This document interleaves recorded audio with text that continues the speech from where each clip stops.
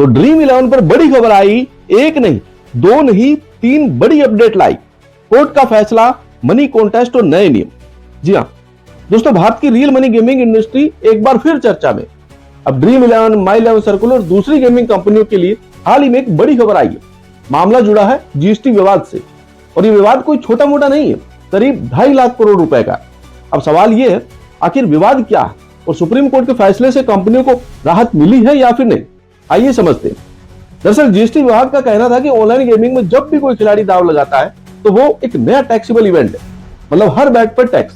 मान लीजिए किसी खिलाड़ी ने 100 रुपए जमा किए और उसी पैसे से बार बार गेम खेला, तो विभाग का मानना था कि हर बार लगाए गए दांव पर जीएसटी लगना चाहिए। यहीं से विवाद शुरू हुआ। दूसरी तरफ गेमिंग कंपनियों का कहना था कि टैक्स सिर्फ जमा राशि पर लगना चाहिए, यानी अगर खिलाड़ी ने 100 रुपए जमा किए है तो जीएसटी भी उसी 100 रुपए पर लगे, बार बार लगाए गए दांव पर नहीं। कई सालों से यही लड़ाई चल रही थी।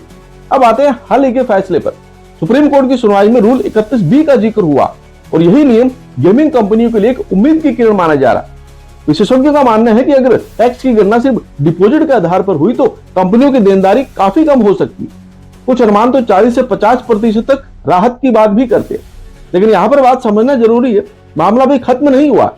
कई लोगों को लगा कि कंपनियां पूरी तरह से बच गई, लेकिन ऐसा नहीं। सुप्रीम कोर्ट ने पुराने शो कोड नोटिस रद्द नहीं किए।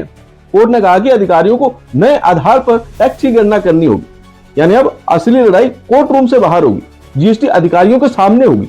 वो दोबारा हिसाब लगाएंगे कि कंपनियों को आखिर कितना टैक्स देना है। इसलिए इंडस्ट्री को राहत की उम्मीद जरूर है, लेकिन अभी अंतिम फैसला नहीं आया। आने वाले समय में पूर्ण गणना के नतीजे बहुत महत्वपूर्ण होंगे। अगर देनदारी कम होती है तो ये गेमिंग इंडस्ट्री के लिए एक बड़ी राहत साबित हो सकती है। फिलहाल सभी की नजरें आगे की प्रक्रिया पर है।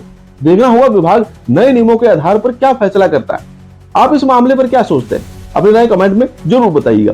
फिलहाल वीडियो पसंद आए तो लाइक करें और चैनल को सब्सक्राइब करना न भूलें।